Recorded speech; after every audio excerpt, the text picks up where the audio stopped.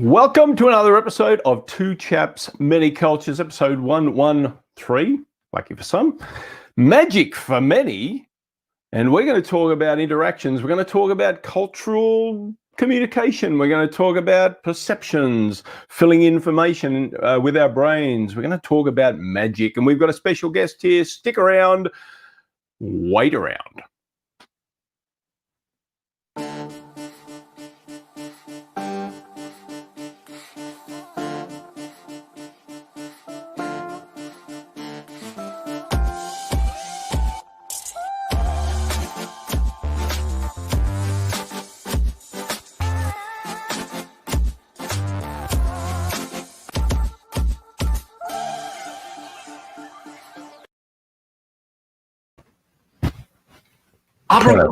Here we are. Trying to practice this trick. That's right. We'll get to that in a minute. How has that helped you in the past? Nothing has ever helped me in the past. I should stick to stay in your lane, bro. That's the thing. Do not try and do magic live. Don't try and do math live. How are you, sir? Is there such a thing as magic, or is it maybe an illusion? I don't know. That's a good question. That's a good question. Can you make gold from lead? Are you an alchemist? That's the original magic, isn't it, or illusion?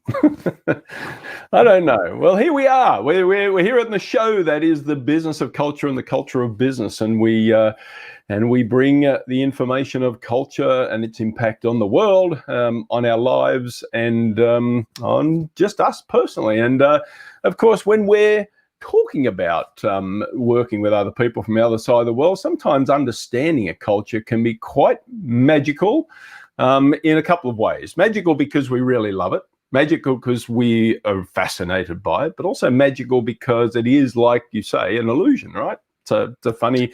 It can seem like there's things moving that we don't normally see moving in our own culture. Well, and yet it's. I think the term magical in a metaphorical way is. I think it expresses well the surprise, the pleasant surprise, and the joy we feel when stuff works. Right, when we make that connection in light of all the expected challenges or real challenges. So yes, sometimes when we call it magical, it is because it fills us with, well, I would say positive emotion. And the good thing is for you folks that we know somebody who does that for a living, who actually knows how to create that emotion, even across cultures. Welcome to the Two Chaps, Many Cultures magic stage, Mr. Tobias Grünfelder. Oh, where is he? No, not here. Gone orange. Magic! Magic! I move him around the screen. Yeah, we can do our own little kind of. Where's the ball? What cup is the ball under? Yeah, Ricard Monti. All right, let's bring it. How are you, Tobias? I'm great. I mean, thanks, Brett, and thanks, Christian, for having me. Such an honor to be here. And I bring my own curtain because now in the online world, there are no curtains anymore. And yeah, maybe also an idea for some online events. Bring your own curtain and start the show. I'll have something for tomorrow. I think there's something lying around here. May not be as beautifully colored as yours, but I'll find something. Good idea. Absolutely. So, Tobias, where are you joining us from today? I'm tuned in from Germany, and I grew up in Germany. My father is Italian, so I'm mainly around in south of Germany, but also around the globe. So yeah. Is it still buongiorno at your time of day? Probably not. It's probably bon. No, it's already late, so it's not buongiorno anymore. You will later maybe see this, but the sun is still up here. Yeah, we need to show the sun. Here we are. Here's the sun in the upper corner, right? The sun is full. So die Sonne in German. That's Sonne. So Tobias, you obviously we both share a native language, and you have the sun shining out of the corner of your screen, and that is not by accident because you teach German, right? So tell us a little bit about that. Yeah, I teach actually German combined with magic, and this is a collaboration I started years ago together with the German Embassy and the German Cultural Institute called Goethe Institute. And yeah, I promote German language. I teach German language combined with magic. This was an idea that started that I believe that arts can help to inspire people, and I promote German language, but also cultural exchange. So I travel, or before Corona, I was going to different countries. I do magic shows and magic workshops for schools, kids, and teenagers. And we also, in different workshops, we talk about what means cultural collaboration across borders. And for me, magic is a tool to speak and to learn about these things in a really joyful and surprising way. Beautiful. Yeah, that'd really kind of ramp up our online presentations. That's a skill maybe we should learn. That's great. No, because it is, you lost your light. You lost your glow. So I thought it was fascinating when I saw Tobias demonstrate this at a recent conference, and I thought, what a magical way to really express the culture and apply it, and it must be great for kids. I think this is. I mean, there was a bunch of adults on that thing, and I could see the reaction of the adults. So it's not just for kids. So, what kind of made you think of this when were you doing like magic as a kid before you got into academics and that kind of thing? I mean, I started with magic years ago when I was 13, 14. Right now, I'm doing my PhD, so I do research in the field of interculturality and transculturality. And for me, magic is just, as I said, it's a tool. It's an example. There are also other performing arts. So when I talk about magic, I always talk in the sense of performing art. There's also, I'm not talking about magic, for example, compared to religion or so on. This is another research area. So I'm talking about performing arts. But I believe that performing arts, but also fine arts, there's so much our field of intercultural communication can learn from, because all these arts, they deal always with the unknown, and usually in a joyful way. And for me, I saw that Goethe Institute and a lot of cultural institutions, they look for creative ideas to promote certain topics. And I always did magic, and then I thought, hey, I can use magic in this way. And I came up with different ways how I integrate magic in my trainings and my workshops, and to connect it to different topics. Nice. Now, you told us that you have a set of parents that are from two different cultures, even though they're close geographically. However, they're, I would say, quite distinct. How has that informed your interest in this field?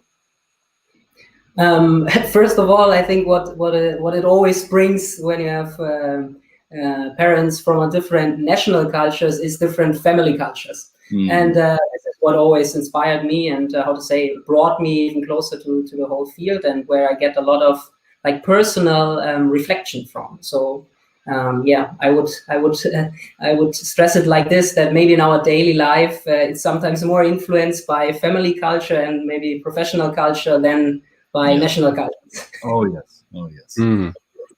Now, I also know that growing up in Germany with a multicultural background is, depending on where you live, whether you live in a city or in a more rural setting, that may come with a certain set of, I don't know, challenges, maybe too big of a word, but you are looked at usually differently by your friends in the class, right? Was that something that you experienced as well, that you were singled out, or that you hung with a certain crowd in school that shared a similar background as you do? Actually, I never thought about it that much. For me, it's always about to find a common ground. It can be an activity. I like to play football a lot during my teenage years, and this for me was such I still believe that I learned teamwork and also to stick to a project and to commit something. I learned this in my football club, not at school, I would say. So in my football club, and there it was a mixed group, of course, in this case only guys, but a mixed group of different people coming together for a joint project, and the project is to win in the next game. So this was what inspired me, and also to look at this, where is a common ground where we can learn from each other, but also develop, new stories, new experience. And I look back to this time with so much, it's a privilege to grow up in Germany and with all these great football structures around. And I have so many good friends from this time. A lot of them, they are now also playing for football teams abroad in other countries. So it's interesting to see how a mixed group develops their way out of a more countryside German based home. I resonate with that, and I've seen that changing the perception of diversity in Germany. In my generation, I think I'm a 1 or 2 summers older than you, and I remember how Germans look at diversity has changed a lot, and football was one of the vehicles that helped facilitate that change in perception. I completely agree. So back to magic, Brett. You've seen him do some of those things, so I'm gonna sit back here and let you guys figure this out. Well, I'm not going to do anything, but I would love you to volunteer. Yeah. No. Don't make. Well, you can make me disappear. This is the beautiful thing about magic. Magic in itself is about interaction. It's relational, as I like to say. All being is relational.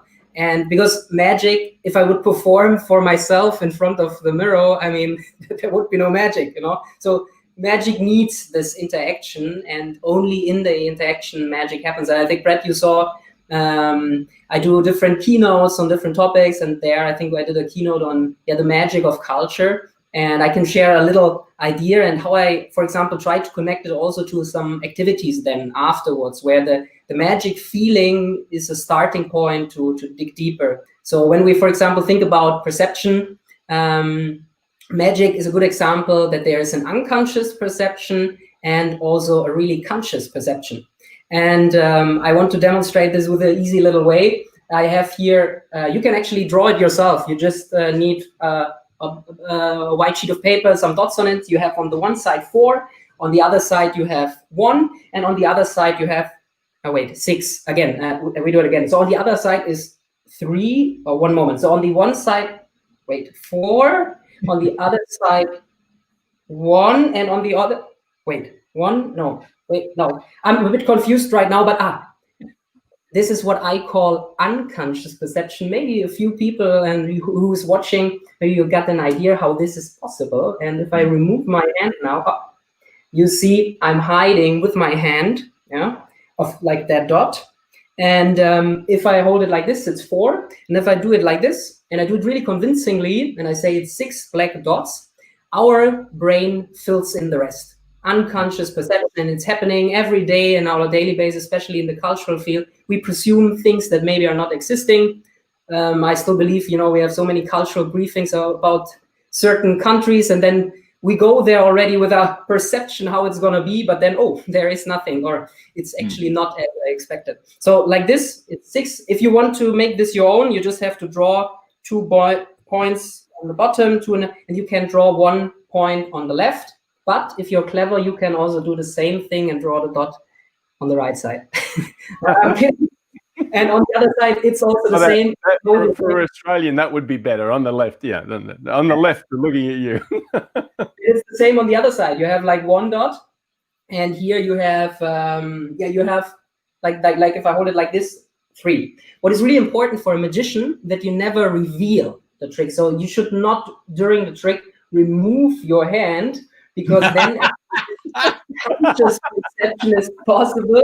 Real magic will happen. And I still believe there's a lot of unconscious perception, but what is more powerful is conscious perception. And I sometimes imagine much more, because magic is about the unimaginable is imaginable. And yeah, I think Einstein said it quite well by saying sometimes fantasy is more important than knowledge because knowledge is limited. This was great. Or as our friend from Turkey, Kadir Yilmaz, merhaba Kadir, you are perfect. See, there you are. Now we know. Thank you very much. Oh, this is amazing. So I like the trick up to a certain point, because I could see that I could replicate that easily or with a little bit of practice, and then maybe not. Okay. For me, as I said, this is like a trick which is bringing some emotions to the people. It's surprising, inspiring, and then I combine it to maybe little activities. And one example is, for example, maybe a few of you know it, I have another black dots here. And here you can see 9 black dots. And then I always give the audience a little exercise. Can you combine all of these dots with 4 lines without lifting the pen? Yeah. And this is a funny exercise. It's connected to the magic trick I did before with the black dots. So can you combine? And I think if you try it now in your head, or you will always, I remember for myself in the beginning, there's always one point, one black point is missing. And it made me really go nuts, like what I'm doing wrong. And just to give you an idea, I shortly make the solution. And while you do that, we're going to say hello to another audience member, Sarah or Sara Abdelkader. I'm not sure if I'm pronouncing that properly, so forgive me if I just butchered that. She says, I believe that teachers should try to be a clown, a magician, whatever the situation needs to grab students' attention. I think Sarah has got a point right here. Yeah, absolutely. I can just agree. That's what I'm doing in my teacher workshops. Teachers should be artists in a sense, learning how to moderate a learning journey. And it's about attention. And it's not about only, I mean, magic is a tool. There's that one magic moment where, let's say, all the attentions comes to one specific point, but it's about building these. So when I look at like how to say at a lesson, how can I create these moments where in the beginning, in the end, between, where we build up our attention for a magic moment. And magic, I think, the perspective from a magician can help to rethink certain, how to say, aspects, how we want to create attention, but we can talk about this later. So you connected the dots for us here?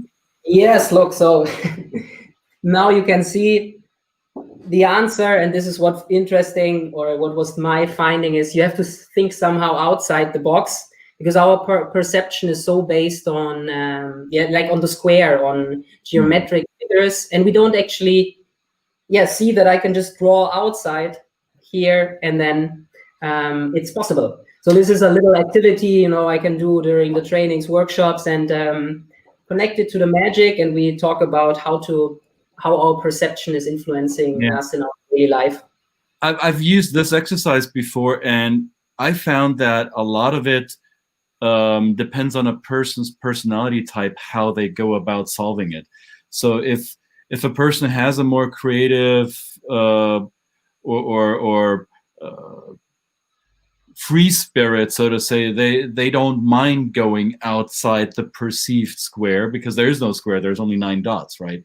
And then there are the people who like their systems and structure, who follow the rules, who really struggle with that exercise. So I love this because it helps us as interculturalists shed light on the fact that not all human behavior is influenced by our culture. A lot of it is, and yet there is another component to our behavioral preferences, which is our personality type. And we can't look at these two things, or these two elements in isolation. We need to look at them together, right?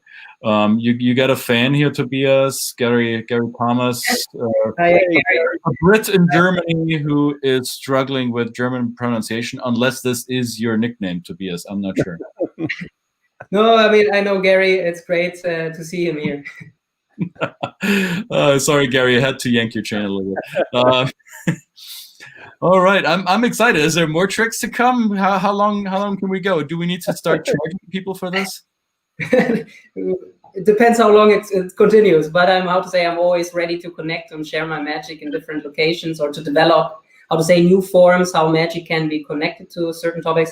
As I said, this was just a little example how I try to connect magic, and I still believe even the dot exercise, thanks for pointing this out with the personality traits. What always is for me, the next step, what takes it even further, is that the people in the group share their experience about, there are people who are more creative for the struggles they have, that we share this mutual different learning processes. And because I think in these little exercises, there's so much we can learn from each other. And yeah, I mean, just to give you an idea, when I try to teach magic with for example, for the German language in different countries, in Brazil or the Baltic states, or in Kenya and Africa, I use big vocabulary cards, to make sure. This is also what I learned over my experience, to repeat certain aspects again and again. So I'm using during my workshop, show certain words, aspects again and again, because I think also kids and teenagers, after a certain time, even if they don't know the word, because of the context, the second, third time, they will get, this word should be this. And I use, for example, different big vocabulary cards. I develop magic tricks with vocabulary cards. Or for example, here I have in German der Löffel, the spoon, and das Messer, Essen. And I can actually show you, we need the spoon and the knife to eat. And I have actually here for you, I can show you, I have a spoon and a knife. And with this little magic trick, I want to highlight one aspect about what a magic perspective can offer. I have here a little box, because magic sometimes happens in a box. And I have here a little box with a spoon drawn on it, and this comes just in here, suck. And I believe the strongest tool we sometimes have is a pen, because with a pen we can redraw the world. And if I just draw here, because tonight actually I'm not gonna eat a soup, so I don't need a spoon. And as I said, look, we can redraw the reality. And if we take out now, so we have a fork, and so this, for me, the magical perspective as a contribution to our field is, first of all, that magic with this little trick, I think, shows that sometimes reality is not as we perceive it.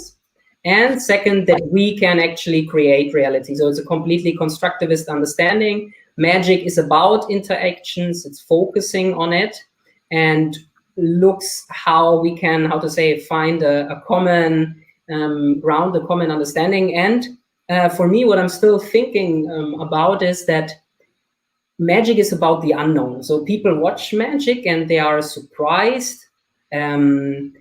Sometimes in the beginning they're a bit scared, or they are, there are different reactions to it, but in general they celebrate it. Mm-hmm. But in so many other contexts in our daily life, when we deal with the unknown, we don't celebrate it. For me, this is the interesting part about magic, that people watch it. They don't know how it's done, but they're like, wow, cool. Yeah? So I think this is an attitude we could take further in our daily life work. There's so much things we don't know how it works, the unknown, and maybe we should start to celebrate it in the same way like we celebrate magic. And yeah, I think the way we deal with the unknown will make all the difference in the world. So this is a thought I'm still, try to look further. Why we celebrate magic, even if it sometimes scares us or it's unknown. I celebrate you for that, because that is a splendid way to go about it. In our classes, I often tell our participants, our minds, or we as humans with our minds, we perceive our environment, our reality, with our 5 senses, right? Seeing, hearing, touching, tasting, smelling. And we give what we experience meaning. So our brains are meaning-making machines. That's what we like to call it. So just like we watch a magic trick, we give what we see a meaning, and we find it worthy of celebration because it's in the context, oh, Tobias is doing a trick and he's entertaining us. When it happens in the quote-unquote real life, we find the unknown or the unexplainable to be suspicious, or I don't like this, is unfamiliar, unknown, don't want it. And since our minds have the power to make meaning the way we want it, if we're making it up anyway, right, Tobias, why not make it up to be something positive rather than something that we need to be afraid of or that we want to reject? So I think that's mind magic, but it takes practice, and we are somehow, I don't know, we are hardwired to expect something bad to happen. But in your protected environment, when you do your performance, people, I guess, do not suspect to be have their safety violated, right? So you create a context that gives them safety. So how have you taken that into your cross-cultural work now? So I understand you're still going to school, you're getting a degree in intercultural studies, if I remember properly what the degree you're getting. So how are you incorporating that in your practice?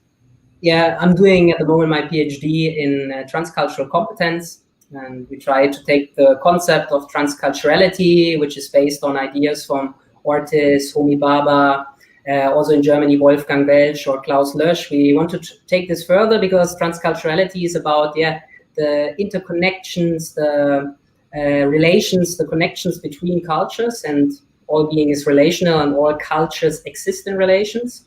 So for me, this is the topic of my PhD that I want to take further. And I would say for me, magic, it's the same. I'm a big fan, for example, of improvisation artists or art, because it's just a perspective offer.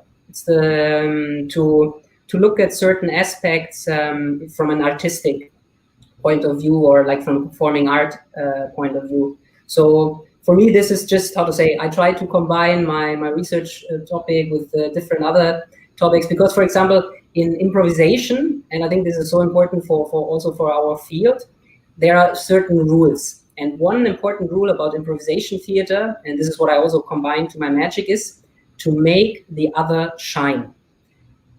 So you offer in an improvisation act opportunities for the other to build on it, make the other shine. And these are so simple rules sometimes, but if you work on it, we realize how difficult it is. And I think for the corporate culture, this is such a great attitude. Try to make the other shine. If he tries to place that back to you, I think this is a really mutual learning process then. So for me, I try to take inspiration from different fields I'm interested in and try to see how they enrich each other. Yeah, one of the people I look up to is Ben Zander, and he's a conductor of an orchestra, and he tells that story about realizing one day that, he's really not the star. He's there to inspire possibility in others. That's his whole reason for existence, is to get in front of that orchestra and make each and every one of them come together to shine, like you say. He uses that term.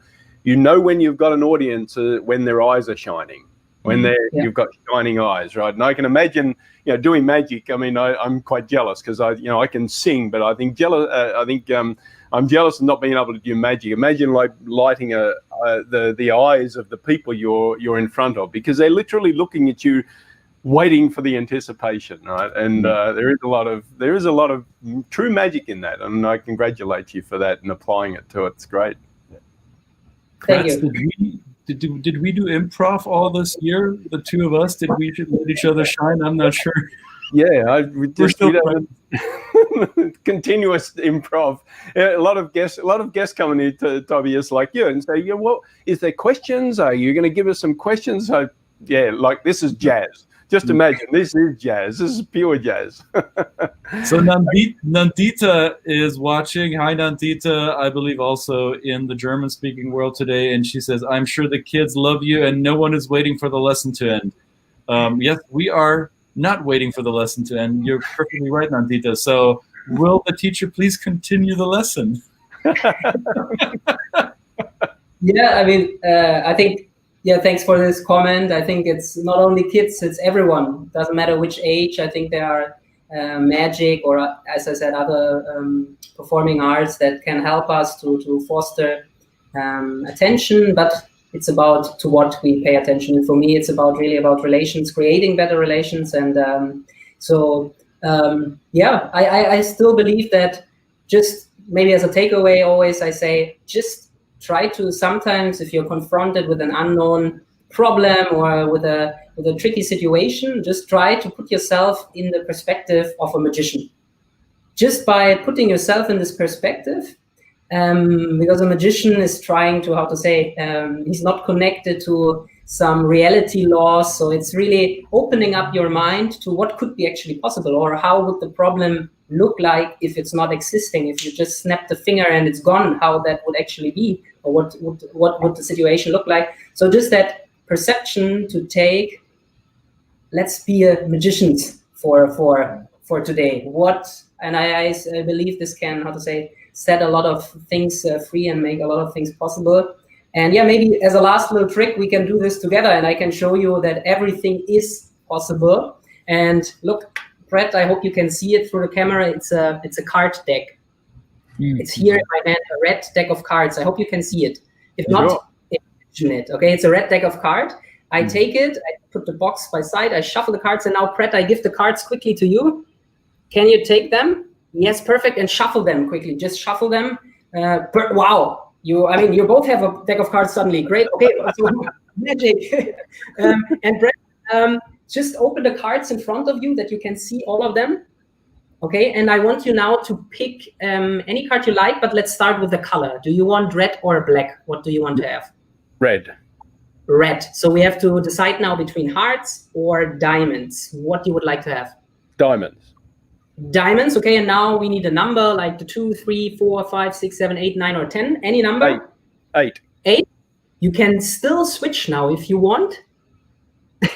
No, it's also the 8. It is the 8. 8. Okay, 8 of diamonds. And now, Brett, take the 8 of diamonds out. Wherever you can see it, take it out and turn the 8 of diamonds around.